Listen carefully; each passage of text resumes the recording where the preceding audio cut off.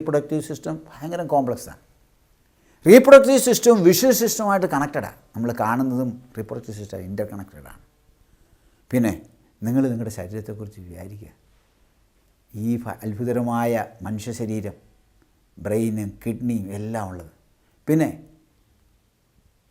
അതെല്ലാം ഈ സൈഗോട്ടിനകത്ത് പ്രോഗ്രാം ചെയ്തിരിക്കുക.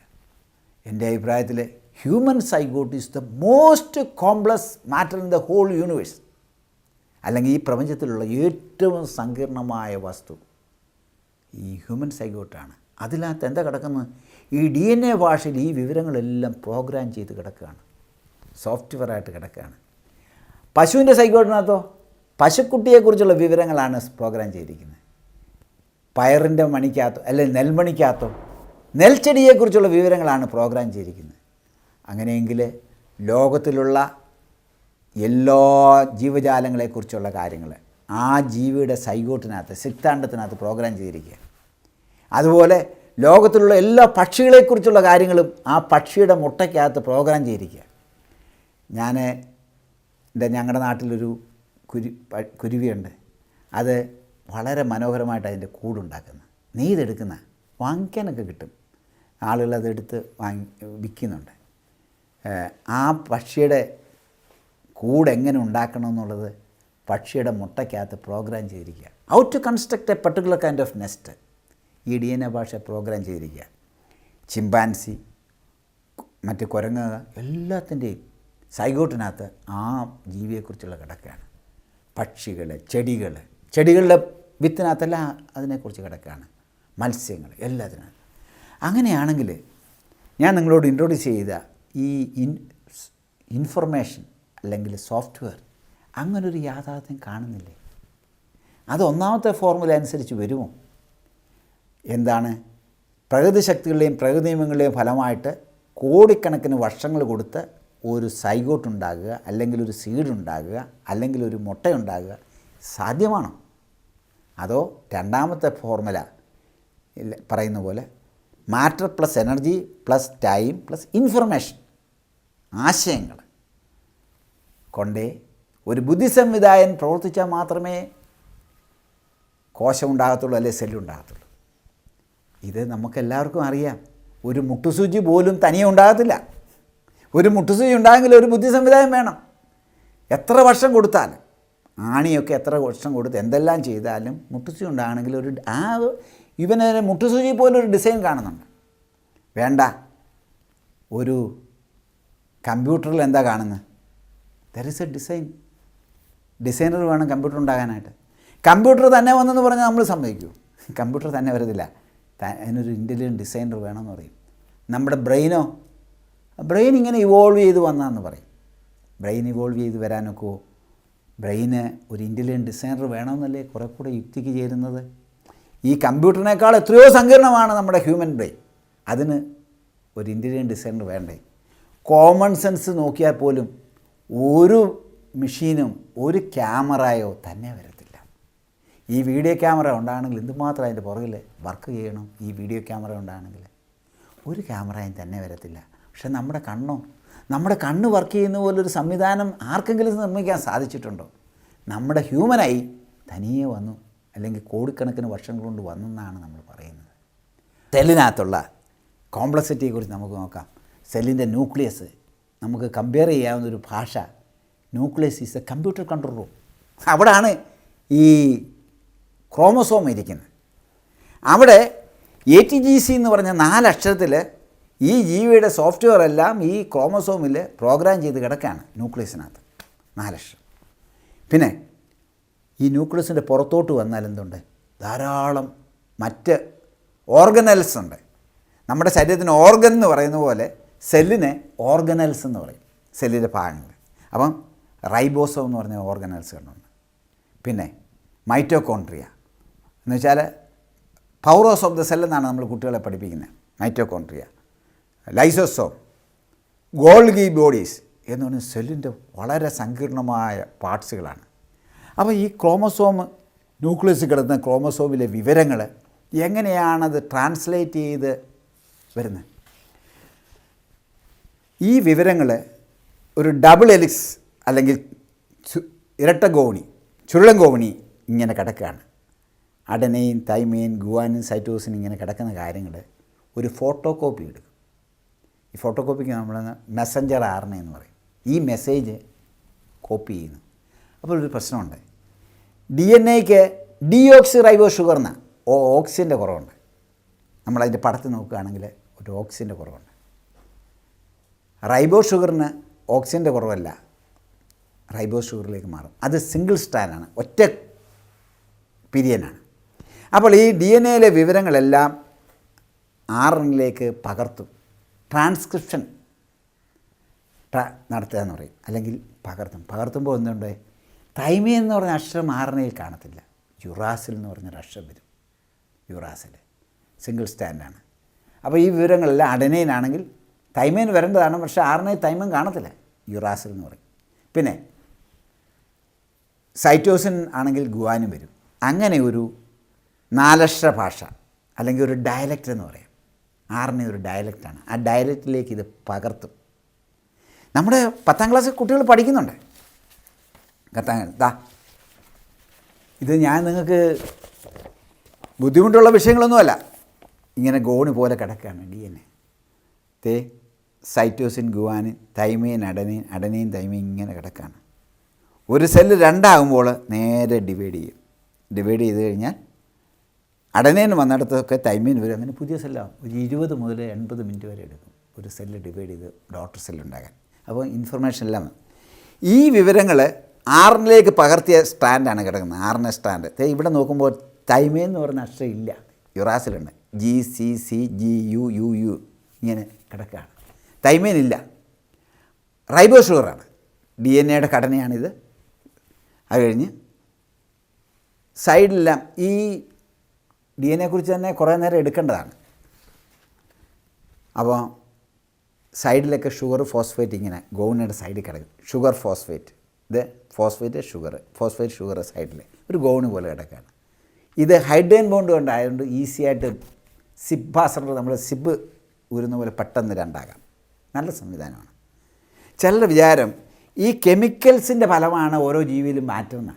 കെമിക്കൽസ് അല്ല, ഇവിടെ ഒരു കോഡ് ഉപയോഗിച്ച് ഇതിനെ ഒരു ഭാഷയാക്കിയിരിക്കുക.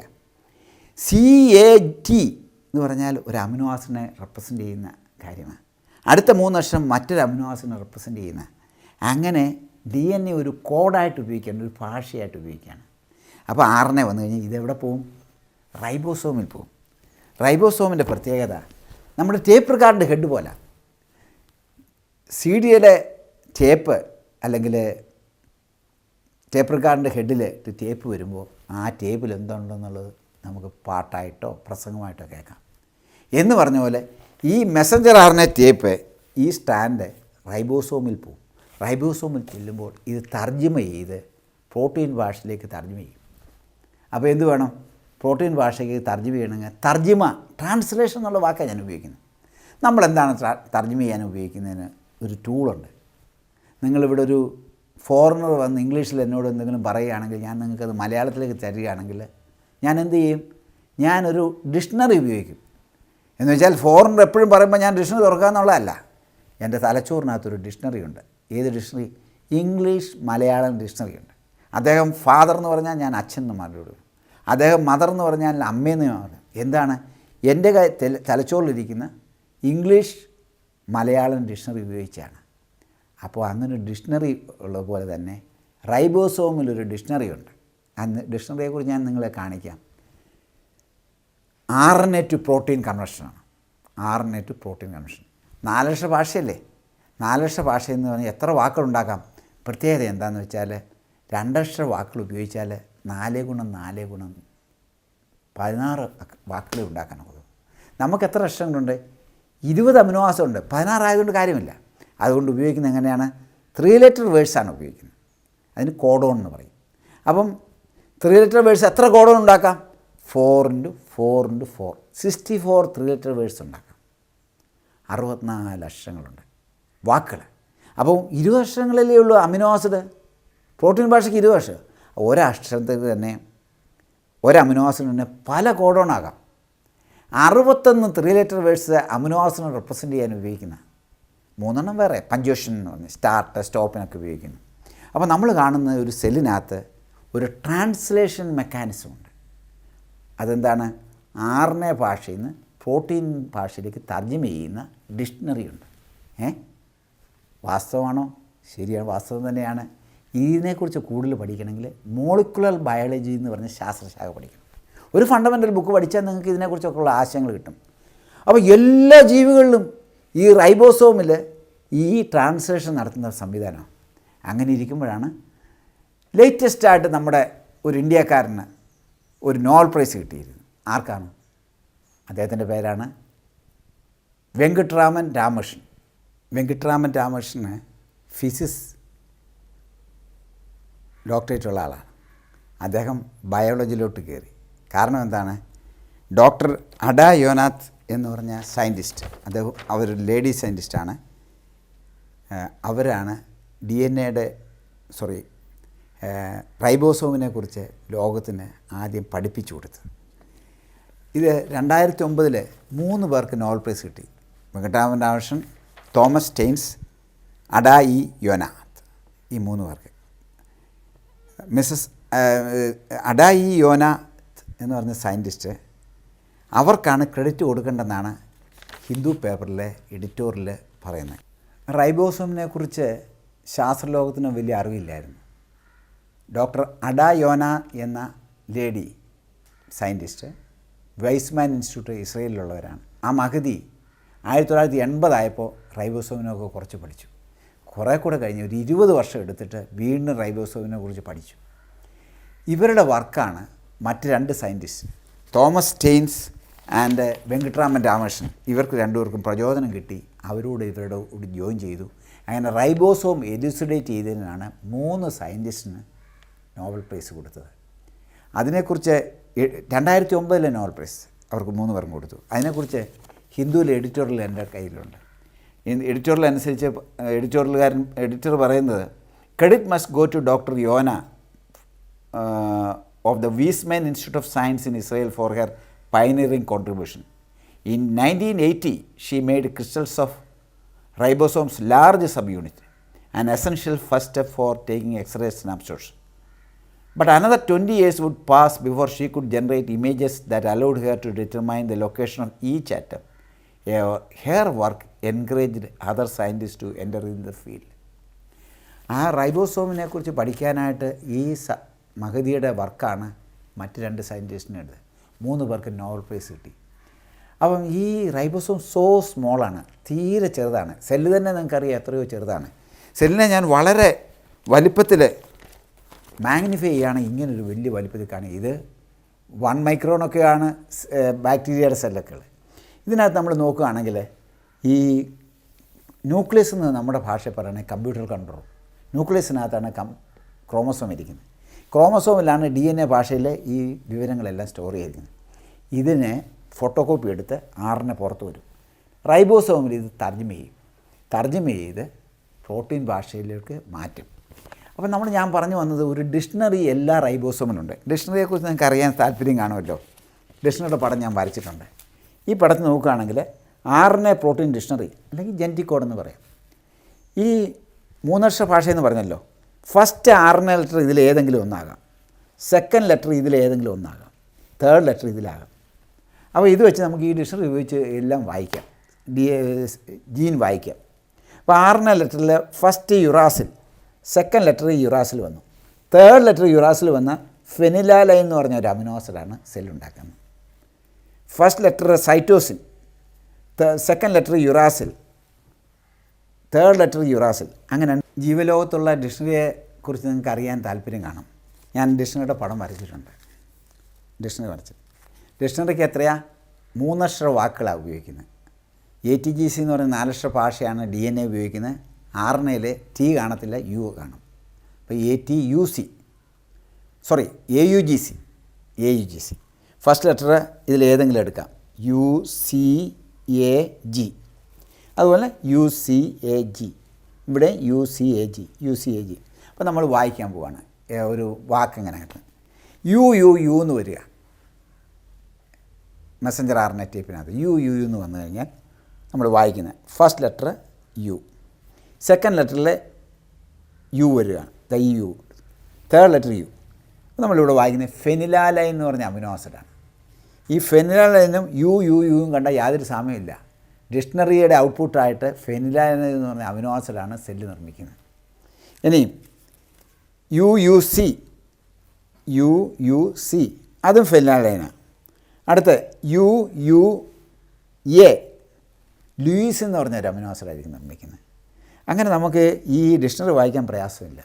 ഫസ്റ്റ് ലെറ്റർ ഏതെങ്കിലും ഒന്ന്, സെക്കൻഡ് ലെറ്റർ ഇതിൽ, തേർഡ് ലെറ്റർ. ഞാൻ ആ ഡിക്ഷണറി വായിച്ച എല്ലാം കൂടെ കാണിച്ചിട്ടുണ്ട്. അപ്പോൾ 20 അമിനോ ആസിഡ് ഓരോന്നിൻ്റെ കോഡോണ് നോക്കണം. ഒരു അമിനോ ആസിഡിന് പല കോഡോണുണ്ട്. That is code is redundant ആണ്. ഡിജനറേറ്റീവ് കോഡാന്ന് പറയും. റിഡൻഡൻസി ഉണ്ട്. അപ്പോൾ ഞാൻ നേരത്തെ പറഞ്ഞ പോലെ 61 ഈ 20 അമിനോ ആസിഡിനെ റെപ്രസെൻ്റ് ചെയ്യുന്ന കോഡോണാണ്. പിന്നെ ചിലത് പഞ്ച്വേഷൻ, സ്റ്റോപ്പ് സിഗ്നൽ, 3 കോഡോണുണ്ട് സ്റ്റോപ്പിന്. ഞാൻ ഈ ഡിക്ഷണറി വായിച്ച് ഓരോ അമിനോ ആസിഡ്, ഓരോ 64 വാക്കുകളും ഞാൻ ഇവിടെ കാണിച്ചിരിക്കുകയാണ്. എല്ലാം കൂടെ 64 ഉണ്ട്. ഈ 3 കൂടെ കൂടുമ്പോൾ 64. അപ്പോൾ ഇതാണ് അലനൈൻ, അർജിനൈൻ എന്ന് പറഞ്ഞ ഓരോ അമിനോ ആസിഡുകളാണ്. 20. ആ 20 ഒരു അമിനോ ആസിഡ് നമ്മൾ ശ്രദ്ധിച്ചാൽ അറിയാം പല കോഡോണുണ്ട്. എല്ലാം കൂടെ 61 കോഡൺ. സ്റ്റോപ്പിന് 3 കൂടെ. അപ്പോൾ നമ്മൾ ഇങ്ങനത്തെ ഒരു ഡിക്ഷണറി എല്ലാ ജീവികളിലും എന്നാണ്. അല്ലെങ്കിൽ വേറെ രീതിയിൽ പറഞ്ഞാൽ ഈ 64 കോഡോൺ കൊണ്ട് ലോകത്തിലെ ഏത് ജീവികളും ഉണ്ടാക്കാനുള്ള വാക്കുകൾ നമുക്കായി. വാക്കുകൾ തിരിച്ചു വെക്കുമ്പോൾ എന്താണ്, പല സെൻറ്റൻസ് ഉണ്ടാകാം. സെൻറ്റൻസുകൾ വെക്കുമ്പോൾ പാരഗ്രാഫ് ഉണ്ടാകാം. പാരഗ്രാഫ് വെച്ച് ചാപ്റ്റേഴ്സ് ഉണ്ടാകാം. അങ്ങനെ ലോകത്തിലുള്ള ഏത് ജീവിയെയും ഉണ്ടാക്കാനായിട്ട് ഈ 20 അമിനോ ആസിഡ് കൊണ്ട് ഉണ്ടാക്കാം. അതുപോലെ തന്നെ അത് കോഡ് ചെയ്യാനായിട്ട് ഈ 64 വാക്കുകൾ ഉപയോഗിക്കാം. അങ്ങനെ ഒരു ഡിക്ഷണറി എല്ലാ ജീവികളും. ഡിക്ഷണറി എന്ന് പറഞ്ഞാൽ ആർബിട്രറിയാണ്. അതിൻ്റെ അർത്ഥം കൊടുക്കുന്ന ആരാണ്? ഒരു ബുദ്ധി സംവിധാനം മാത്രമേ ഡിക്ഷണറി ഉണ്ടാക്കാനൊക്കത്തുള്ളൂ. ഒരു തമിഴ് മലയാളം ഡിക്ഷണറി ഉണ്ടാക്കണമെങ്കിൽ തമിഴും അറിയണം, മലയാളം അറിയണം. ഒരു ഡിക്ഷണറിയും തനിയെ വരത്തില്ല. ഫിസിക്സിൻ്റെ നിയമം അനുസരിച്ചോ കെമിസ്ട്രിയുടെ നിയമം അനുസരിച്ചോ ആർബിട്രറി ഡിക്ഷണറി ഉണ്ടാകത്തില്ല. ഡിക്ഷണറി ഉണ്ടെങ്കിൽ ഒരു ബുദ്ധി സംവിധാനം വേണം. നമ്മൾ കാണുന്ന ഈ ഡിക്ഷണറിയാണ് ലോകത്തുള്ള എല്ലാ ജീവികളിലും ഇങ്ങനൊരു ഡിക്ഷണറി ഉണ്ട്. റൈബോസോമില ഡിക്ഷണറിയുടെ സംവിധാനമുണ്ട്. അതനുസരിച്ചൊരു സംവിധാനത്തിൽ അത് വായിച്ചിട്ട് അതിനകത്ത് വേണ്ട മെക്കാനിസംസ് ഉണ്ട്, അല്ലെങ്കിൽ മെഷീനറി ഉണ്ട്. എന്തുണ്ടാക്കാനാണ്? അതനുസരിച്ച് ഓരോ അമിനോ ആസിഡുകൾ ഉണ്ടാക്കി പ്രോട്ടീൻ ഉണ്ടാക്കാനുണ്ട്. ഓരോ പ്രോട്ടീൻ ഉണ്ടാക്കാനുള്ള വിവരവും അതിനകത്തുണ്ട്. സോ നമ്മൾ കണ്ടത് ഓരോ സെല്ലിനകത്തും, ഓരോ ജീവിയുടെ സെല്ലിനകത്തും DNA ഭാഷ, RNA ഭാഷ, പ്രോട്ടീൻ ഭാഷ. ഞാൻ കാർബോഹൈഡ്രേറ്റും ഫാറ്റും അധികം എടുക്കുന്നില്ല. ഇങ്ങനത്തെ ഭാഷകൾ, പിന്നെ ഇതിനുള്ള ഡിക്ഷണറി, ഇതൊക്കെ ഫോർമുല 1 അനുസരിച്ച് ഉണ്ടാകുമോ അതോ ഫോർമുല 2 ആണോ യോജിക്കുന്നത്? പ്രകൃതി ശക്തികളുടെയും പ്രകൃതിയുടെയും ഫലമായിട്ട് ഡിക്ഷണറി ഭാഷ ഉണ്ടാകത്തില്ലെന്ന് നമ്മൾ കണ്ടു. അതുപോലെ തന്നെ ആർബിട്രറി ഡിക്ഷണറി ഉണ്ടാകത്തില്ല. അതിന് രണ്ടാമത്തെ ഒരു ബുദ്ധി സംവിധാനം പ്രവർത്തിച്ചാലേ ഡിക്ഷണറി ഉണ്ടാകത്തുള്ളൂ. അങ്ങനെയാണെങ്കിൽ എല്ലാ ലോകത്തിലെ എല്ലാ ജീവികളിലും ഇതേ ഡിക്ഷണറിയാണ് കാണുന്നത്. അപ്പോൾ എല്ലാത്തിൻ്റെയും കാരണക്കാരൻ, അല്ലെങ്കിൽ ഈ ഡിക്ഷണറിയുടെ കാരണക്കാരൻ ഒരേ ആൾ തന്നെ ആയിരിക്കണം, ഒരേ വ്യക്തിത്വമായിരിക്കണം. അടുത്ത ഇഷ്യൂ നമുക്ക് കണ്ടു. DNA ഇതിനകത്തുള്ള ലാംഗ്വേജ് റിഡൻഡൻ്റാണ്. ഓരോ മോഴ്സ് കോഡ് റിഡൻഡൻസി ഇല്ല. 3.3 എന്ന് പറഞ്ഞാൽ SOS എന്നുള്ള മെസ്സേജാണ്. സേവ് അവർ സോൾസ് എന്ന് ഒരു ഷിപ്പിലെ ക്യാപ്റ്റൻ ഒരു മെസ്സേജ് നമുക്ക് വന്നാൽ മോഴ്സ് കോഡ് ഇപ്പം ഈ അടുത്തിടയിൽ അത് മോഴ്സ് കോഡ് ഉപയോഗിക്കുന്നില്ല. പണ്ടെല്ലാം നമ്മൾ ടെലഗ്രാം അടിക്കുന്ന മോഴ്സ് കോഡാണ്. 2 അക്ഷരമേ ഉള്ളൂ, ഡാഷും ഡോട്ടും. 3 ഡോട്ട് ഇട്ടാൽ യെസ്, 3 ഡാഷ് ഇട്ടാൽ ഓ, 3 ഡോട്ട് ഇട്ടാൽ വീണ്ടും യെസ്. അപ്പോൾ SOS എന്ന് അഴിക്കുന്നതിന് 3.3-3. ഒരു ഷിപ്പിലെ ക്യാപ്റ്റൻ അങ്ങനെ ഒരു മെസ്സേജ് കിട്ടുകയാണെങ്കിൽ 1 ഷിപ്പ് ഈസ് അണ്ടർ പെരിൽ, ഒരു കപ്പൽ അപകടത്തിലാണ്, അവരുടെ SOS മെസ്സേജാന്ന് പറയും. എനിക്ക് മോഴ്സ് കോഡ് പഠിക്കാത്ത ഒരാൾ നോക്കുകയാണെങ്കിൽ 3.3 അതിൻ്റെ അർത്ഥം എന്താ ഒന്നും അറിയത്തില്ല. ഡീകോഡ് ചെയ്യാൻ അറിയാവുന്നത് നോക്കിയാൽ മോഴ്സ് കോഡിൽ അർത്ഥമാണല്ലോ എന്ന് പറഞ്ഞ പോലെ ഈ ജനറ്റിക് കോഡിലാണ് എല്ലാ ജീവിയെക്കുറിച്ചുള്ള വിവരങ്ങൾ എഴുതുന്നത്. അത് ഡീകോഡ് ചെയ്യുകയാണെങ്കിൽ നമുക്കത് മനസ്സിലാക്കാം. അപ്പം നമ്മൾ കണ്ടത് there is an information storage retrieval system in every cell which is digital. Analogue information അല്ല, ഡിജിറ്റൽ ഇൻഫർമേഷനാണ്, 4 ലെറ്റർ ലാംഗ്വേജാണ്. പിന്നെ ദിസ് ഈസ് റിഡൻഡൻസി ഉണ്ട്. ഓരോ അമിനോ ആസിഡിന് പല കോഡോണുണ്ട്. അതിന് കുറച്ച് പ്രയോജനങ്ങളുണ്ട് കേട്ടോ, അത് അറിയാം. പിന്നെ എറർ കറക്റ്റിങ്ങാണ്. ഒരു സെല്ലിലെ വിവരങ്ങൾ ഒരു ഡോക്ടർ സെല്ലിലേക്ക് പോകണമെങ്കിൽ ഒരു 20 മുതൽ 80 മിനിറ്റ് വരെ എടുക്കും. അപ്പോൾ എന്തെങ്കിലും സ്പെല്ലിംഗ് മിസ്റ്റേക്ക് ഉണ്ടായെന്ന് വെച്ചു എന്ന് പറയുന്നത് വേറൊരു ടെക്നിക്കൽ നെയിം മ്യൂട്ടേഷൻ ഉണ്ടായിക്കഴിഞ്ഞാൽ സ്പെല്ലിംഗ് ചെക്ക് ഇതിനകത്തുണ്ട്. നമ്മൾ കമ്പ്യൂട്ടർ സ്പെല്ലിംഗ് ചെക്ക് പോലെ അവർ നോക്കും എവിടെയാണ് ഒറിജിനലും ഡോട്ടർ സെല്ലും തമ്മിൽ എന്തെങ്കിലും അഡനൈന് പകരം സൈറ്റോസിൻ എന്ന് പറഞ്ഞൊരു അക്ഷം വന്നു, എന്തുണ്ടാകും? അമിനോ ആസിഡ് ഉണ്ടാകുന്ന അമിനോ ആസിഡ് തെറ്റിപ്പോയി കഴിഞ്ഞാൽ പ്രോട്ടീനിന് തകരാറുള്ള പ്രോട്ടീൻ ഉണ്ടായിക്കഴിഞ്ഞാൽ അതിൻ്റെ പ്രശ്നങ്ങളാണ്. അപ്പോൾ അത് കറക്റ്റ് ചെയ്യാനുള്ളൊരു സംവിധാനം, എറർ കറക്ഷൻ മെക്കാനിസം ഉണ്ട്, അല്ലെങ്കിൽ പ്രൂഫ് റീഡിങ് മെക്കാനിസം ഉണ്ട്. അവർ വന്ന് കറക്റ്റ് അഡനൈന് പകരം സൈറ്റോസിൻ തന്നെ വെക്കും, അപ്പം തെറ്റ് വരത്തില്ല. അപ്പം പിന്നുള്ളത് എന്താണ്? ഇതിന് ഓവർലാപ്പിംഗ് ആണ്. അത് നമ്മൾ സാധാരണ ഒരു സെൻറ്റൻസിൽ ഒരു വിവരമേ നമുക്ക് വായിച്ചാൽ മനസ്സിലാകത്തുള്ളൂ, അല്ലേ? വായിക്കുമ്പോൾ ഒരു വരും. സപ്പോസ് റിവേഴ്സ് വായിക്കുകയാണെങ്കിലോ നമുക്കൊരു വേറൊരു വിവരം കിട്ടുകയാണെങ്കിൽ അതൊരു ഭംഗിയല്ലേ, ഭയങ്കരമല്ലേ? എന്തുമാത്രം വിവരങ്ങളാണ് ഒരു ജീനകത്ത് വെക്കാന്ന്. ഒരു ജീൻ വായിച്ചാൽ സാധാരണ ഒരു പ്രോട്ടീനാണ്. അപ്പം നമ്മൾ വിചാരിച്ചിരുന്നു മനുഷ്യ ശരീരത്തിൽ ഏതാണ്ട് 1,00,000 പ്രോട്ടീൻ കാണും, 1,00,000 ജീൻ കാണുമെന്നാണ്. ഇപ്പോൾ അവർ പറയുന്നത് 32,000 പ്രോട്ടീനേ ജീനേ ഉള്ളതാണ്. കാരണം എന്താണ്? ഒരു ജീനിനകത്ത് തന്നെ പല പ്രോട്ടീൻ്റെ വിവരങ്ങളുണ്ട്. നമ്മുടെ ശരീരത്തിൽ മോർ ദാൻ 1,00,000 പ്രോട്ടീൻ ഉണ്ടെങ്കിൽ 1,00,000 ജീൻ വേണ്ടതാണ്, പക്ഷേ 32,000 ജീൻ ഉണ്ടെന്നാണ് പറയുന്നുള്ളൂ.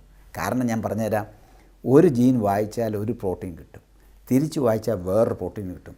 ഇനി അത് ഒന്നാമത്തെ അക്ഷരം കളഞ്ഞിട്ട് വായിച്ചാലോ, ന്യൂക്ലിയേറ്റഡ് കളഞ്ഞിട്ട് വായിച്ചാൽ we get A third meaning. 2 അക്ഷരം കളഞ്ഞിട്ട് വായിച്ചാലോ 4th മീനിങ് കിട്ടും. അങ്ങനെ 12 മീനിങ് വരെ കിട്ടും ഒരു ജീനകത്ത്. അതിന് ഓവർലാപ്പിംഗ് ജീൻസ് അല്ലെങ്കിൽ പോളികൺസ്ട്രെയിൻഡ് DNA എന്ന് പറയും. പോളികൺസ്ട്രെയിൻഡാണ് ഒരു DNA ആണെങ്കിൽ അതിനകത്ത് ഒരുപാട് കാര്യങ്ങൾ എംബഡ് ചെയ്തിരിക്കുക. അതൊക്കെ തനിയെ വന്നെന്ന് പറയാനൊക്കത്തില്ല, അതൊക്കെ വലിയ ടെക്നോളജിയാണ് ഉപയോഗിക്കുന്നത്. പിന്നെ റിവേഴ്സ് വായിച്ചാൽ വേറൊന്ന് കിട്ടുന്നു, ഇങ്ങനെ 12 മീനിങ് വരെ. അപ്പോൾ ഓവർലാപ്പിംഗ് ജീന് ഉണ്ട്. അങ്ങനെ നമ്മൾ നോക്കുമ്പോൾ എന്താണ് ഓരോ സെല്ലിലും ഇൻഫർമേഷൻ സ്റ്റോർ ചെയ്യിക്കുന്നു. പിന്നെ അത് ആവശ്യത്തിന് റിട്രീവ് ചെയ്യാനുള്ള സംവിധാനം. എന്തൊക്കെയാണ് ആ ഇൻഫർമേഷൻ സ്റ്റോറേജ് റിട്രീവൽ സിസ്റ്റത്തിൻ്റെ? ഡിജിറ്റലാണ്, എറർ കറക്റ്റിംഗ് ആണ്, റിഡൻഡൻ്റ് ആണ്, ഓവർലാപ്പിംഗ് ആണ്. ഇത്രയും ക്യാരക്ടറിസ്റ്റിക് ഉള്ള ഒരു ഇൻഫർമേഷൻ സ്റ്റോറേജ് റിട്രീവൽ സിസ്റ്റമാണ് ഓരോ സെല്ലിലും ഉള്ളത്. Can it arise by chance, അല്ലെങ്കിൽ ഫോർമുല 1 അനുസരിച്ച് വരാനൊക്കുമോ, അതോ അതിൻ്റെ പുറകിൽ ഒരു ഇൻ്റലിജൻറ്റ് ഡിസൈനർ വേണോ എന്നുള്ളതാണ് നമ്മുടെ ക്വസ്റ്റ്യൻ.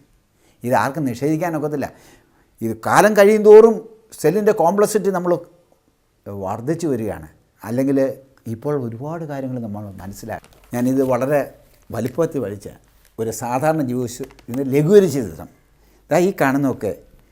ഇത് നമ്മൾ സെല്ലിനെ നമ്മൾ എക്സാമ്പിൾ ഒരു ഉദാഹരണം എടുക്കണമെങ്കിൽ ഒരു ഫാക്ടറി എന്ന് പറയുന്ന ഉദാഹരണം. ഒരു ഫാക്ടറി ഒരു വലിയൊരു ഫാക്ടറി ആണെങ്കിൽ ഫാക്ടറിയുടെ വോൾസ് മാറ്റും, ഭിത്തികൾ മാറ്റും. ഏതെങ്കിലും ഫാക്ടറി അങ്ങനെ മാറുന്നുണ്ടോ? മാറ്റാനായിട്ട് ഉപയോഗിക്കുന്ന മോട്ടറുകളാണ് ഈ കാണുന്നത്. Automatic motors to change walls, ഭിത്തിയുടെ സ്ഥാനം മാറ്റുന്ന മോട്ടറുകൾ. ഇതിന് മയോസിൻ മോട്ടർ എന്ന് പറയും. പിന്നെ ഈ ഭിത്തി എന്ന് പറഞ്ഞാൽ കമ്പ്യൂട്ടറിനാൽ മാറ്റപ്പെടുന്ന ഫാക്ടറി മാറ്റാനുള്ള സംവിധാനമാണ്. കമ്പ്യൂട്ടർ ഡ്രിവൺ ചേഞ്ചബിൾ വാൾസ് ആണ് ഈ കാണുന്നത് സെല്ലിൻ്റെ ഇത്. പിന്നെ ഇവിടെ നമ്മൾ കാണുന്ന മൈറ്റോകോൺട്രിയ, കുട്ടികളോട് നമ്മൾ പഠിപ്പിക്കുന്ന പവറോസ് ഓഫ് ദ സെൽ എന്നാണ്. ഇത് തന്നെ നമ്മൾ പഠിപ്പിക്കാൻ ഒരുപാട് കാര്യമുണ്ട്. Mitochondria, power generation centre. അതുപോലെ അപ്പോൾ നമ്മൾ കണ്ടത് ഒരു സെല്ല് ഒരു ഫാക്ടറിയുമായിട്ട് കമ്പയർ ചെയ്യണം. പക്ഷേ നിങ്ങൾക്കറിയാവുന്ന ലോകത്തിലെ ഏത് ഫാക്ടറിയേക്കാളും സങ്കീർണമാണ് ഹ്യൂമൻ സെൽ, അല്ലെങ്കിൽ ഒരു സെല്ലെന്ന് പറയുന്നത്. സെല്ലാകുന്ന ഫാക്ടറി ലോകത്തിലെ ഏത് ഫാക്ടറിയേക്കാളും സങ്കീർണമാണ്. അപ്പോൾ അങ്ങനെ ഒരു ഫാക്ടറിയായിട്ട് നമുക്ക് കമ്പയർ ചെയ്യുമ്പോൾ ഈ പ്രോട്ടീൻ എന്ന് പറഞ്ഞാൽ മെഷീൻസാണ്, ഫാക്ടറി വർക്ക് ചെയ്യേണ്ട മെഷീൻസാണ്. അപ്പോൾ നമ്മളൊരു പ്രോട്ടീനെ കാണുന്നത് ഒരു 1,000,000 ടൈംസ് മാഗ്നിഫൈ ചെയ്താലേ ഒരു പ്രോട്ടീൻ കിട്ടത്തുള്ളൂ. 1,00,000 പ്രോട്ടീനുകൾ നമ്മുടെ ശരീരത്തിൽ വർക്ക് ചെയ്യുന്നുണ്ട്. 1,000,000 ടൈംസ്, അതായത് 10,00,000 ഇരട്ടി മാഗ്നിഫൈ ചെയ്താലേ പ്രോട്ടീനെ നഗ്നം കണ്ടുകൊണ്ട് കാണാനുള്ളൂ. പ്രോട്ടീൻ എന്ന് പറഞ്ഞാൽ എന്താണ്? ഈ 20 അമിനോ ആസിഡുകൾ കൊണ്ടാണ് നിർമ്മിക്കുന്നത്. അമിനോ ആസിഡുകൾക്ക് തന്നെ പ്രത്യേകതയുണ്ട്. ചില അമിനോ ആസിഡുകൾ 20 എണ്ണത്തിൽ ചിലത് ന്യൂട്രലാണ്, ചിലത് അരോമാറ്റിക്കാണ്, ചിലത് ബേസിക്കാണ്, ചിലത് അസിഡിക്കാണ്, ചിലത് സൾഫർ കണ്ടെയ്നിങ് ആണ്. അപ്പം ചിലത് ഹൈഡ്രോഫോബിക്കാണ്, എന്ന് വെച്ചാൽ വെള്ളത്തിൽ ലയിക്കും, ചിലത് വെള്ളത്തിൽ ലയിക്കാത്ത.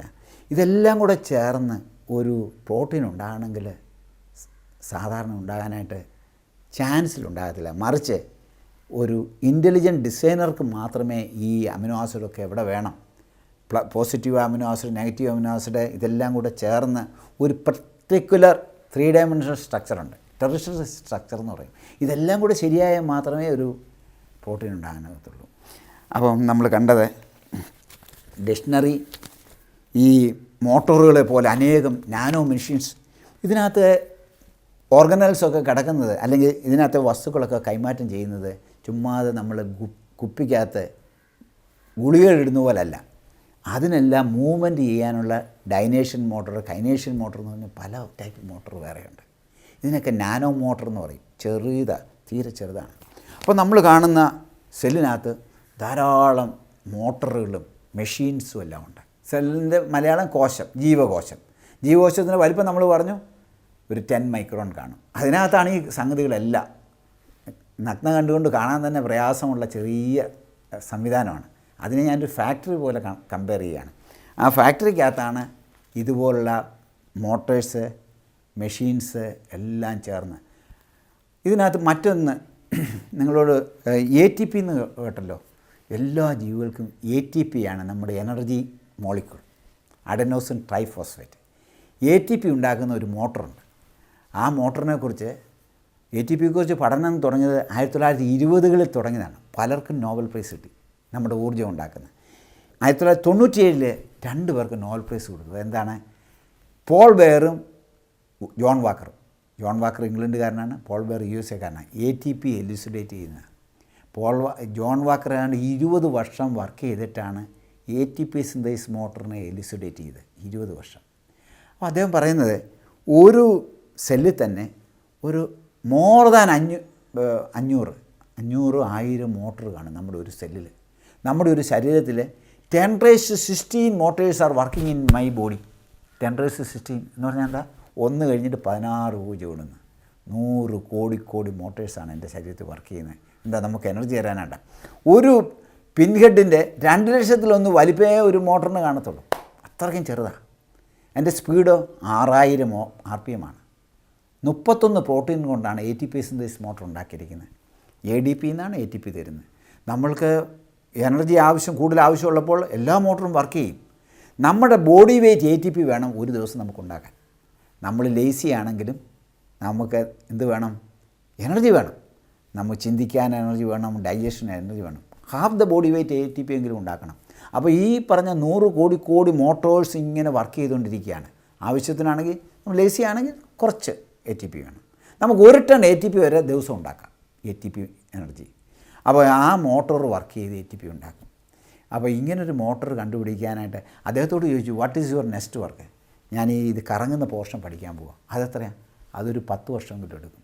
അപ്പോൾ നമ്മൾ കാണുന്ന ഓരോ സെല്ലിനകത്തും മൈറ്റോകോൺട്രിയ എന്ന് പറയുന്നതിനകത്ത് അനേകം മോട്ടേഴ്സ് വർക്ക് ചെയ്തുകൊണ്ടിരിക്കുകയാണ്. ATP synthase motors. ഈ മോട്ടർ ബാക്ടീരിയയിലും ചെടികളിലും മനുഷ്യനിലും മൃഗങ്ങളിലും എല്ലാം ഒരേ മോട്ടറാണ്. ATP സിന്തേസ് മോട്ടർ ഒരേ മോട്ടറാണ്. ഇങ്ങനത്തെ മോട്ടറുകൾ ഒരു സെല്ലിൽ തന്നെ 10,000 മോട്ടോഴ്സ് വർക്ക് ചെയ്യുന്നുണ്ട്. ഇതെല്ലാം ഈ സെല്ലിനകത്ത് അടങ്ങുമെന്ന് പറഞ്ഞ് വിശ്വസിക്കാൻ പ്രയാസമാണ്. പക്ഷേ അതാണ് സത്യം. അതിനൊക്കെയാണ് നോബൽ പ്രൈസ് കൊടുത്തിരിക്കുന്നത്. അതിനെക്കുറിച്ച് പഠിച്ചാൽ ഇല്ല. അപ്പോൾ നമ്മളൊരു സെല്ലിനകത്തുള്ള യാഥാർത്ഥ്യങ്ങളെക്കുറിച്ച് പറയാൻ പോവാം. സെല്ലൊരു ഏറ്റവും സങ്കീർണമായ ഒരു കെമിക്കൽ ഫാക്ടറി പോലെയാണ്. പക്ഷേ ആ ഫാക്ടറിക്കകത്ത് എന്തൊക്കെയുണ്ട്? ആ ഫാക്ടറിക്കകത്തൊരു ലാംഗ്വേജ് ഉണ്ടാക്കുന്ന mechanism, DNA, RNA, protein, carbohydrate, fat, ഇതൊക്കെയുള്ള സംവിധാനമുണ്ട്, ലാംഗ്വേജ്. പിന്നെ ഡിക്ഷണറി, ആർബിട്രറി ഡിക്ഷണറി. പിന്നെ ധാരാളം നാനോ മെഷീൻസ് അതിനകത്തുണ്ട്, അതിൻ്റെ ഫങ്ഷനിങ്ങിന് വേണ്ടിയുള്ള. പിന്നെ ATP സിന്തേസ് എന്ന് പറഞ്ഞ മോട്ടോറുകൾ അനേകം എനർജി തരേണ്ട മോട്ടോറുകളാണ്. ഫാക്ടറിക്ക് വർക്ക് ചെയ്യണമെങ്കിൽ എനർജി വേണം. ADP എന്നാണ് ATP ഉണ്ടാക്കുന്നത്. അത് ATP സിന്തേസ് മോട്ടോർ വർക്ക് ചെയ്താണ് 6000 RPM ഉള്ള മോട്ടോർ. പിന്നെ ഇൻഫർമേഷൻ അല്ലെങ്കിൽ ആശയങ്ങൾ എന്ന് പറഞ്ഞ കാര്യം കിടപ്പുണ്ട്. ഇതൊക്കെ ഫോർമുല 1 അനുസരിച്ചുണ്ടാവുമോ, ഫോർമുല 2 അനുസരിച്ചുണ്ടാവുമോ? അപ്പോൾ നമ്മൾ കാണുന്ന എല്ലാ ജീവികളിലും ഇങ്ങനെയുള്ള ലാംഗ്വേജ്, ഡിക്ഷണറി, നാനോ മെഷീൻസ്, ഇതുപോലെ സ്പെല്ലിംഗ് ചെക്ക് ചെയ്യാനുള്ള സംവിധാനം, അതുപോലെ ഇൻഫർമേഷൻ, ഇതൊക്കെ യാദൃശ്യമായിട്ട് പ്രകൃതി ശക്തികളുടെയും പ്രകൃതിയുടെയും ഫലമായിട്ട് ഉണ്ടാകുമോ നിങ്ങൾ ചിന്തിക്കുക. അതോ ഇതിനൊക്കെ ഒരു ബുദ്ധി സംവിധാനം വേണോ? അപ്പോൾ ഒരുപക്ഷെ നിങ്ങൾ ചോദിക്കും, ബുദ്ധി സംവിധാനത്തെക്കുറിച്ച് എന്താ അറിയാം? നമ്മളിപ്പോൾ search for extra terrestrial intelligence എന്ന് പറഞ്ഞാൽ CT പ്രോഗ്രാമിൽ മറ്റ് അന്യഗ്രഹങ്ങളിൽ എവിടെയെങ്കിലും, മറ്റ് നക്ഷത്രങ്ങളിൽ എവിടെയെങ്കിലും അവിടുന്ന് ഒരു മെസ്സേജ് കിട്ടിയാൽ നമ്മൾ പറയും അവിടെ ജീവികളുണ്ടെന്ന് പറയും. ആ ജീവിയെക്കുറിച്ച് കൂടുതലൊന്നും അറിയാനൊക്കത്തില്ല. എന്ന് പറഞ്ഞ പോലെ തന്നെ ഈ സോഫ്റ്റ്വെയറൊക്കെ ഡെവലപ്പ് ചെയ്ത ആ സംവിധാനത്തെക്കുറിച്ച് നമുക്ക് എന്ത് പറയാനാകും? 3 കോടി ജീവികളെയും സോഫ്റ്റ്വെയർ ഉണ്ടാക്കിയ അദ്ദേഹത്തിന് ഞാൻ തീർച്ചയായും പറയാം, അദ്ദേഹത്തിന് ഒരു സർവ്വജ്ഞാനിയായിരിക്കണം. എൻ്റെ സോഫ്റ്റ്വെയർ ഉണ്ടാക്കിയ ആൾക്ക് എൻ്റെ ഹാർട്ട് എങ്ങനെയാണ്, കിഡ്നി എങ്ങനെയാണ് ഫങ്ഷൻ ചെയ്യുന്നത്, എൻ്റെ കണ്ണെങ്ങനെയാണെന്ന് ഒക്കെ അറിയാം. അതേ ഓരോ അവയവങ്ങളെക്കുറിച്ച് പഠിക്കാൻ ഡോക്ടർമാർ MBBS കഴിഞ്ഞ് MD കഴിഞ്ഞിട്ട് DM കാർഡിയോളജി ഹാർട്ടിനെ കുറിച്ച് പഠിക്കുന്ന ആൾ, DM നെഫ്രോളജി കിഡ്നിയെക്കുറിച്ച് പഠിക്കുന്ന ആൾ. അപ്പോൾ ഓരോ അവയവങ്ങളെക്കുറിച്ച് പോയി ഡോക്ടർമാർ ഇത്രയും വർഷം എടുക്കുന്നെങ്കിൽ ഇതെല്ലാം നിർമ്മിച്ച് ഈ ഒരു ഫുൾ സ്റ്റോപ്പിനകത്ത് ഇതെല്ലാം കണ്ടൻസ് ചെയ്ത് പ്രോഗ്രാമാക്കി വെച്ചിരിക്കുന്ന അദ്ദേഹത്തിൻ്റെ നോളജ്, അദ്ദേഹത്തെ ഞാൻ പറയും അദ്ദേഹം ഒരു സർവ്വജ്ഞാനിയാണ്. അദ്ദേഹം ഇംഗ്ലീഷിലാണെങ്കിൽ ഒംനീഷ്യൻ്റ് ആണെന്ന് പറയും. പിന്നെ കടലിലുള്ള ജീവികളുണ്ട്, ഈ വാട്ടർ പ്രഷറിൽ അടിയിൽ ജീവിക്കുന്ന ജീവികളുണ്ട്. ചിലതിനൊന്നും നമ്മൾ കണ്ടിട്ടില്ല. ചത്ത് പൊങ്ങി വരുമ്പോഴാണ് ഇങ്ങനൊരു ജീവി ഉണ്ടെന്ന് കാണാൻ. ചില ജീവികളെ ശാസ്ത്രജ്ഞന്മാരൊന്നും ജീവിച്ച് കാണാനായിട്ട് ആഗ്രഹമുണ്ട്, പക്ഷെ അവിടെ ചെന്ന് പറ്റാൻ വലിയ പാടാണ്, വാട്ടർ പ്രഷർ ചെല്ലാനാണ്. പക്ഷെ അത് ആ ജീവികൾ ഈ ഭാഷയിലാണ് നിർമ്മിച്ചിരിക്കുന്നത്. അപ്പോൾ നമ്മളെ പ്രോഗ്രാം ചെയ്ത ആൾ തന്നെയാണ് ആ ജീവികളെ ഉണ്ടായത്. അപ്പോൾ അദ്ദേഹത്തിന് ആ ഏരിയക്കറിയാം ഈ വാട്ടർ പ്രഷറിൽ എങ്ങനെയാണ് ജീവിക്കേണ്ടത്, അതിൻ്റെ ഡിസൈനിലാണ് അദ്ദേഹം ചെയ്തിരിക്കുന്നത്. സഹാറ മരുഭൂമിയിലെ ഒട്ടകത്തിനോ അവിടെയുള്ള ചെടികൾക്കോ വെള്ളം കുറവുള്ള സ്ഥലം അവിടെ ജീവിക്കാനുള്ള സംവിധാനത്തിലാണ് ആ സോഫ്റ്റ്വെയർ ഉണ്ടാക്കിയിരിക്കുന്നത്. ഹിമാലയത്തെ തണുപ്പിലോ അവിടെ ജീവിക്കാനുള്ള സംവിധാനമാണ്. അപ്പം നമ്മൾ പറയുന്നത് ഈ പല ലോകത്തിൻ്റെ ഓരോ എക്കോളജിയിൽ നിച്ചിലും ഏതൊരു ജീവിക്കണം അതനുസരിച്ച് അതിനെ ഡിസൈൻ ചെയ്തെങ്കിൽ അദ്ദേഹത്തിന് എല്ലാ സ്ഥലങ്ങളും അറിയാം, എല്ലാ ജീവികളെക്കുറിച്ചറിയാം. ഞാൻ അദ്ദേഹത്തെക്കുറിച്ച് പറയുന്നത് അദ്ദേഹം ഒരു സർവ്വ സാന്നിധ്യമുള്ള ആളാണ്. ഇംഗ്ലീഷിലാണെങ്കിൽ ഒമ്നി പ്രസൻ്റ് എന്ന് പറയും.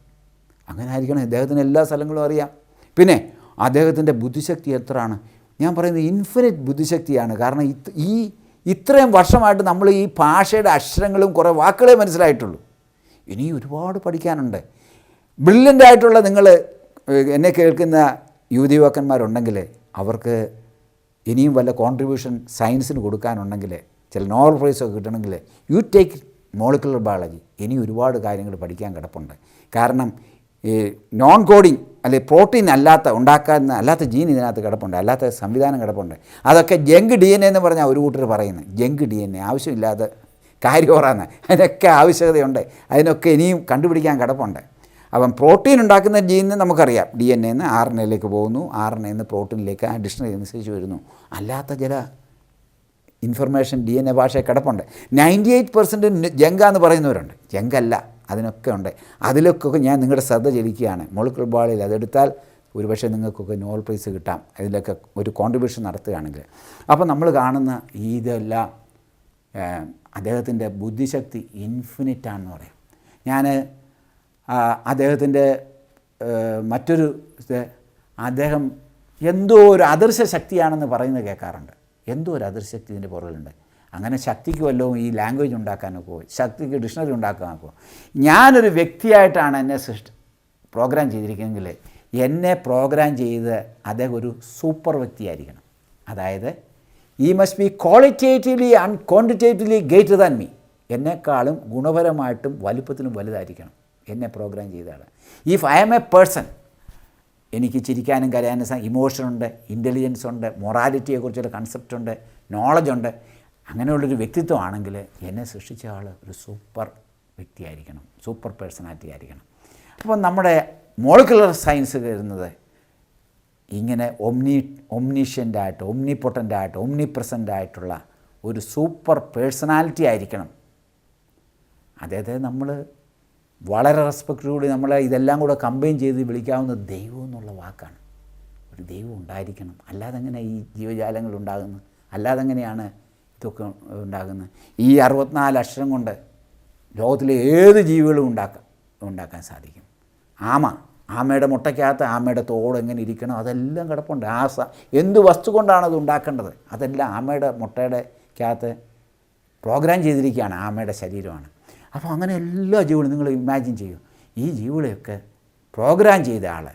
ഞാൻ നേരത്തെ പറഞ്ഞ പോലെ ബിൽഗേറ്റ് പറയുന്നു, DNA is like a computer program, but far more advance than any software ever created. നമ്മളുണ്ടാക്കിയ സോഫ്റ്റ്വെയർ ഏതിനേക്കാളും സങ്കീർണമായ ഒരു സോഫ്റ്റ്വെയർ, അഡ്വാൻസ് ലെവലാണ് ആ സോഫ്റ്റ്വെയർ ഉണ്ടാക്കിയത്. ഒരു സോഫ്റ്റ്വെയറും തനിയെ വരാനൊക്കത്തില്ല. ആ ഇൻ്റലിജൻറ്റ് ബീയിങ്ങിനെ നമ്മൾ ദൈവം എന്നുള്ള വാക്കിൽ ഉപയോഗിക്കുന്നു. അങ്ങനൊരു ദൈവമുണ്ട്. ഏതാണ് ശാസ്ത്രം കാണിക്കുന്നത്? അപ്പോൾ നമ്മൾ 1859 മുമ്പുള്ള സിറ്റുവേഷനിലേക്ക് പോവുകയാണ്. 1859 മുമ്പ് എങ്ങനെയാണ്? ഒരു ഡിസൈൻ കണ്ടാൽ ഡിസൈനർ വേണം, ഒരു വാച്ച് കണ്ടാൽ വാച്ച് മേക്കർ വേണം. പക്ഷേ അൺഫോർച്യുനേറ്റ്ലി ഞാൻ നേരത്തെ റെഫർ ചെയ്ത ഒരു സയൻറ്റിസ്റ്റിനെ, ഒരു പ്രൊഫസറെ റെഫർ ചെയ്തു, റിച്ചാർഡ് ഡോക്കൻ. അദ്ദേഹം ഒരു ബുക്ക് എഴുതിയിരിക്കുകയാണ്, ബ്ലൈൻഡ് വാച്ച് മേക്കർ. അദ്ദേഹം പറയുന്നത് ഈ വാച്ച് മേക്കർ ഡാർവിൻ കണ്ടുപിടിച്ച നാച്ചുറൽ സെലക്ഷൻ എന്ന് പറഞ്ഞ ആശയമാണെന്ന്. ബ്ലൈൻഡാണ്, അന്ധനായ ഘടികാര നിർമ്മാണം എന്ന് പറയുന്നത്. അദ്ദേഹം അന്ധനാണോ? അദ്ദേഹം അന്ധനല്ല. അദ്ദേഹം ഒംനിഷ്യൻ്റാണ്, ഒംനിപ്രസൻ്റാണ്, ഒംനിപൊട്ടൻ്റാണ്. അദ്ദേഹം ഒരു സൂപ്പർ പേഴ്സണാലിറ്റിയാണ്. അങ്ങനൊരു സൂപ്പർ പേഴ്സണാലിറ്റിയാണ് ഈ ജീവലോകത്തിൻ്റെ പുറകിലുള്ളതെന്ന്. സോ ഞാൻ പറയുന്നത്, ബയോളജിയിലൊരു ഒരു റെവല്യൂഷൻ ഉണ്ടാകേണ്ടിയിരിക്കുന്നു, ഒരു വിപ്ലവം ഉണ്ടാകേണ്ടിയിരിക്കുന്നു. ഓരോ കാലഘട്ടത്തിലും ഓരോ വിപ്ലവങ്ങൾ ഉണ്ടായിട്ടുണ്ട് സയൻസ് വളർച്ചയിൽ. Science is a process in which old and less accurate idea should be constantly replace with new and more accurate ideas. Science വളരണമെങ്കിൽ എങ്ങനെയാണ്? തെറ്റായിട്ടുള്ളതും പഴയതുമായ ആശയങ്ങളെ തള്ളിക്കളഞ്ഞ് പുതിയതും ശരിയായിട്ടുള്ള ആശയങ്ങളെ സ്വീകരിക്കുമ്പോഴാണ് സയൻസ് വളരുന്നത്.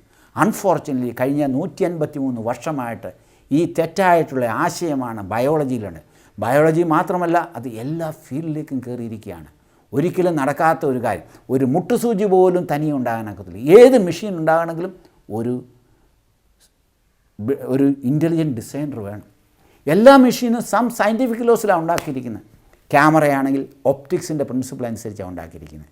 മോട്ടറാണെങ്കിൽ ഇലക്ട്രിസിറ്റിയുടെ ഫാരഡേസ് ലോസ് അനുസരിച്ചാണ്, ഇലക്ട്രിസിറ്റിയുടെ ലോസ് അനുസരിച്ചാണ്. But no law can produce a motor, no law can produce a camera.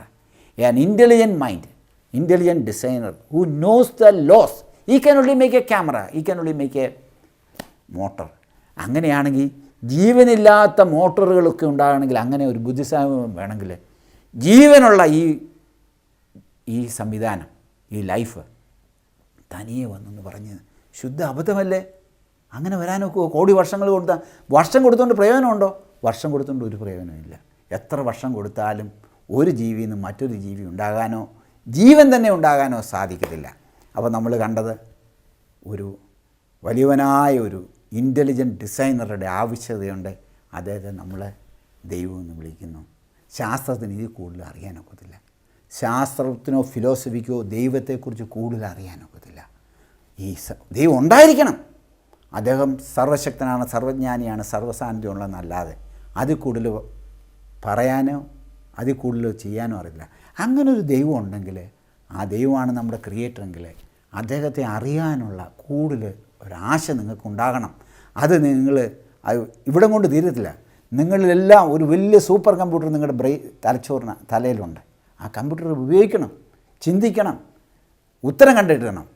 അപ്പോൾ ഉത്തരമില്ലാത്ത ചോദ്യങ്ങളെന്ന് പറഞ്ഞ് നമ്മൾ വായിച്ചിട്ട് ഉത്തരം ഉണ്ട്. സ്റ്റീഫൻ ഹോക്കിങ്ങിന് അതിന് ഡാർവിൻ്റെ സിദ്ധാന്തമാണ് ചെറുപ്പം മുതലേ പഠിച്ചു വെച്ചിരിക്കുന്നത്. ഇപ്പോഴും അതുതന്നെയാണ്.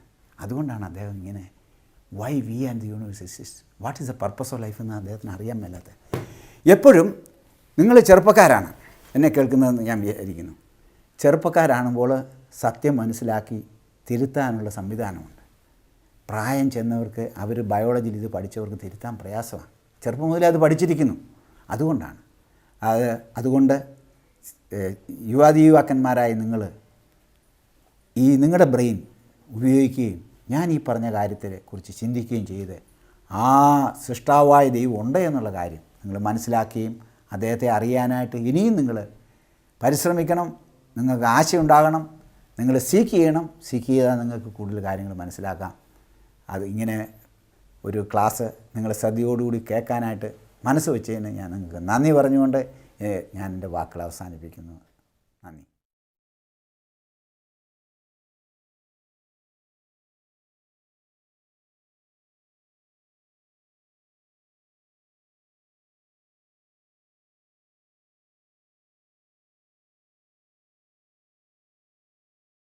സർ, ലോകത്തെ വളരെയധികം സ്വാധീനിച്ച ഒരു പുസ്തകമാണല്ലോ ചാൾസ് ഡാർവിൻ്റെ ഒറിജിൻ ഓഫ് സ്പീഷീസ് എന്ന് പറഞ്ഞ പുസ്തകം.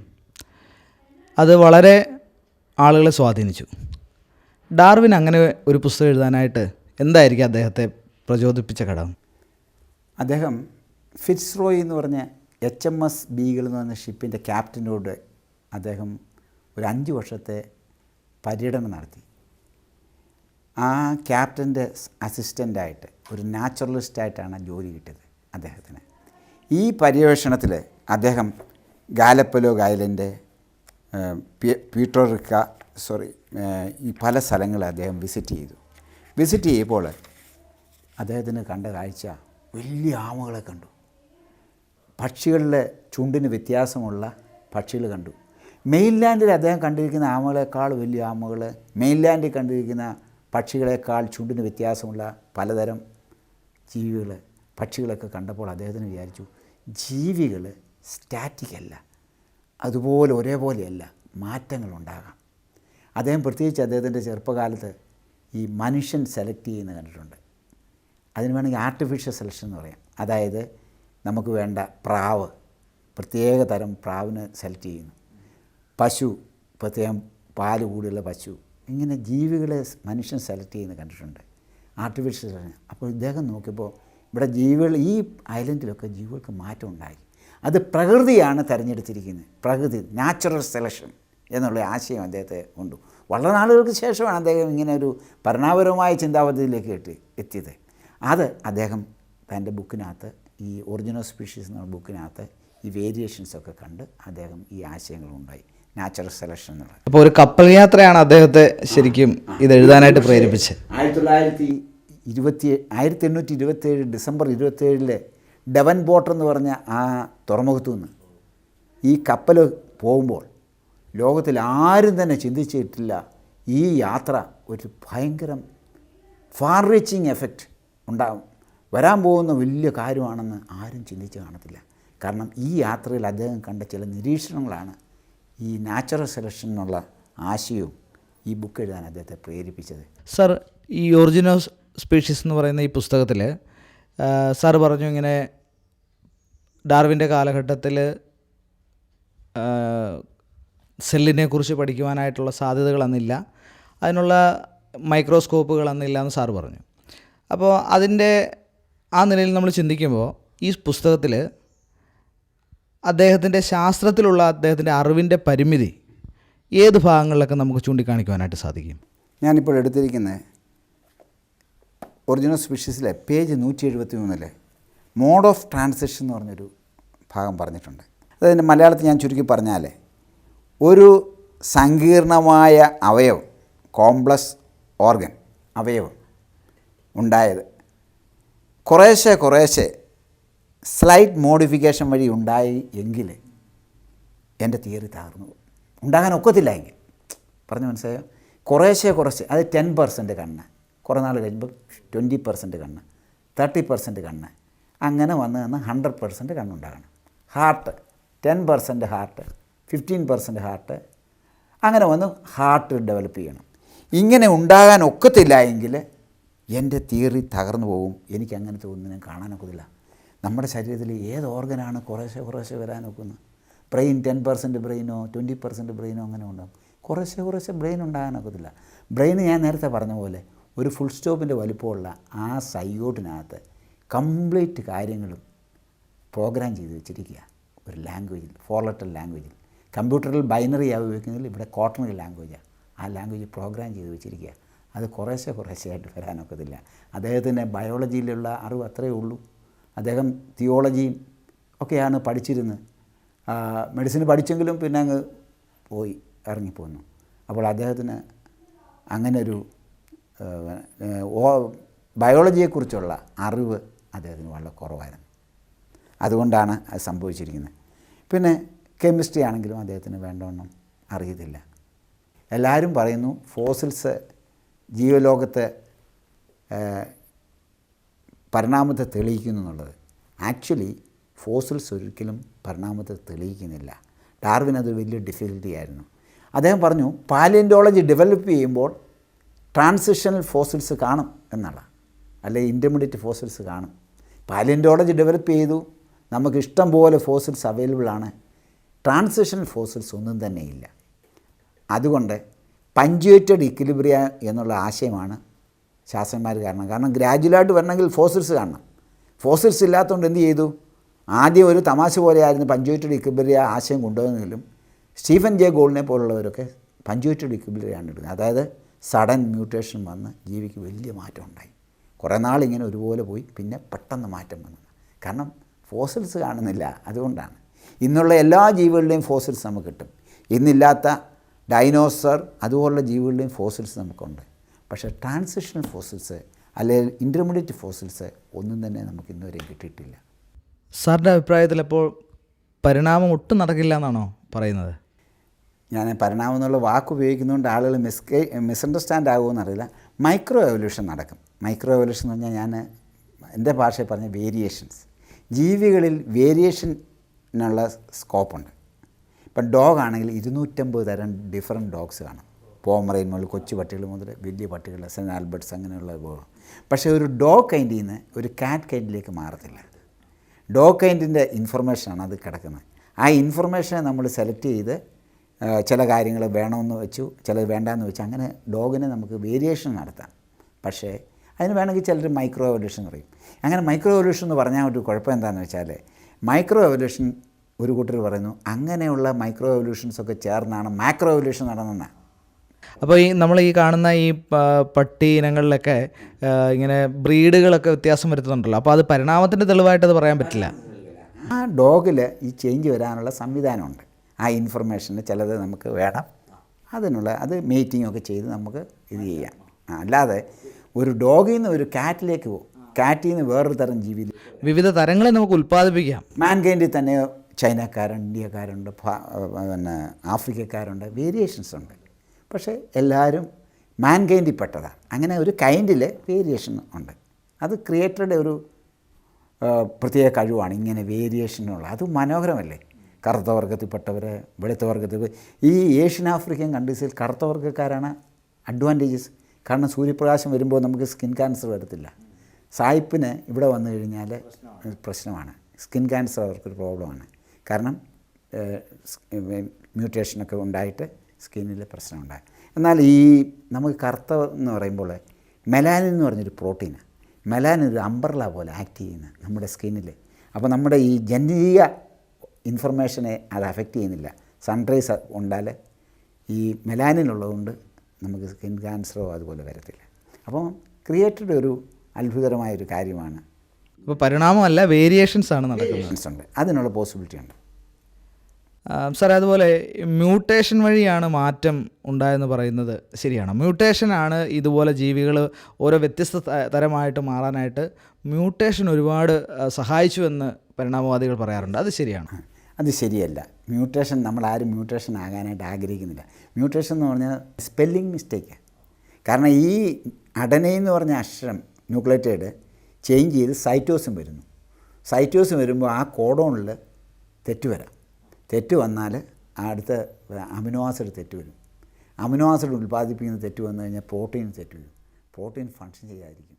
ഇപ്പം ഹീമോഗ്ലോബിൻ്റെ ഏഴാമത്തെ ഞാൻ പറഞ്ഞല്ലോ, ഏഴാമത്തെ ഭാഗത്ത് ഗ്ലൂട്ടാമിക് ആസിഡാണ് വരേണ്ടത്. ആ ഗ്ലൂട്ടാമിക് ആസിഡിൻ്റെ കോഡോണ് ഒരു പർട്ടിക്കുലർ കോഡാണ്. അതിന് പകരം ഒരു അമിനോ ആസിഡ് മാറിക്കഴിഞ്ഞാൽ ഒന്നുകിൽ വലയിനാകാം, ലൈസിനാകാം. രണ്ടും അബ്നോർമൽ ജീനാണ്, അബ്നോർമലാണ് ആ ബ്ലഡ്. അപ്പോൾ അങ്ങനെയാണ് ഈ ജനിതക രോഗങ്ങളൊക്കെ ഉണ്ടാവാനായിട്ടുള്ള 2500 ജനറ്റിക് ഡിസീസുകളും ഹ്യൂമാനിറ്റിയിലുണ്ട്. അതിങ്ങനെ കുറേശ്ശെ കൂടുക, ഓരോ വർഷം കൂടും മ്യൂട്ടേഷൻ്റെ പ്രശ്നമുണ്ടായി. പിന്നെ ഒരിക്കൽ മ്യൂട്ടേഷൻ കൊണ്ടായി, പിന്നെ അത് ആ തലമുറയിൽ നിൽക്കുന്നു. അപ്പോൾ നമ്മളാരും മ്യൂട്ടേഷനോ റേഡിയേഷനോ ചെയ്യാനായിട്ട് ആവശ്യമുണ്ടെങ്കിൽ മാത്രമേ എക്സ്റേ എടുക്കാത്തുള്ളൂ. ഈ എക്സ്റേ പല മ്യൂട്ടേഷൻ്റെ കോസ് പലതുണ്ട്.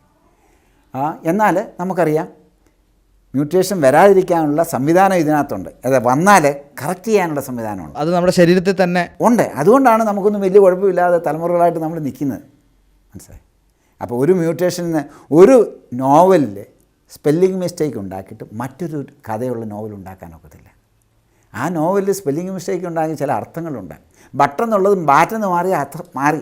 ബട്ടെന്ന് മാറ്റി മ്യൂട്ടേഷൻ വന്ന് ബാറ്റാകാം. അതിൻ്റെ ആശയം മാറി. ആശയം മാറിക്കഴിഞ്ഞാൽ ഇതുണ്ടാകും. അപ്പോൾ ഒരു സ്പെസിഫിക് ലാംഗ്വേജിൽ ഒരു MIT ഒരു പ്രൊഫസറുണ്ട്, അദ്ദേഹം മുറൈഡ് എന്ന് പറയും. അദ്ദേഹം ഒരു സെമിനാറിൽ, ക്രിയേഷൻ സെമിനാർ, എവല്യൂഷനെ കുറിച്ചുള്ള കോൺട്രവേഴ്സ് സെമിനാറിൽ അദ്ദേഹം പറഞ്ഞപ്പോൾ, നോ ലാംഗ്വേജിൽ hello random changes, any change should be സിൻറ്റാറ്റിക്കലി lawful. ഒരു ഭാഷയും അവിടെ ഇവിടെ അക്ഷരങ്ങൾ മാറ്റാനായിട്ട് അനുവദിക്കത്തില്ല. ചേഞ്ച് ഭാഷയുടെ നിയമം അനുസരിച്ച് വേണം ചേഞ്ച് ചെയ്യാൻ. ഭാഷയുടെ നിയമം. അപ്പോൾ ഒരു ലാംഗ്വേജാണ് നോക്കണം. DNA ഒരു ലാംഗ്വേജാണ്. അതിലൊരു അക്ഷരം മാറി കഴിഞ്ഞ് പിന്നെ നമ്മൾ പറഞ്ഞു കേട്ടല്ലോ, തിരിച്ച് വായിച്ചാൽ വേറൊന്നാണ്, മറ്റേ വായിച്ചാൽ അപ്പോൾ ഇതെല്ലാം തെറ്റും. വളരെ അത്ഭുതകരമായിട്ട് ഡിസൈൻ ചെയ്തിരിക്കുക. ഒരു 12 മീനിങ് വരെ കിട്ടത്തക്ക വണ്ണത്തിലുള്ള ജീൻ ചെയ്ത് കഴിയുമ്പോൾ അതിലൊരക്ഷരം മാറ്റിക്കഴിഞ്ഞാൽ തിരിച്ച് വായിക്കുമ്പോഴായിരിക്കും അത് കുഴപ്പമുള്ളത്. അങ്ങനെ ഇതാണ്. എന്നാൽ ഈ റിഡൻഡൻസി ഉള്ളതുകൊണ്ട് ഞാൻ പറഞ്ഞല്ലോ, ചിലതൊന്നും അപ്പിയർ ചെയ്യത്തില്ല. പിന്നുള്ളത് നമുക്ക് ചില റിസസീവ് ജീൻ ഉണ്ടെങ്കിലും നമ്മുടെ വൈഫിന് റിസസീവ് ആ പർട്ടിക്കുലർ ജീൻ ഇല്ലെങ്കിൽ തലമുറകൾക്ക് വരത്തില്ല.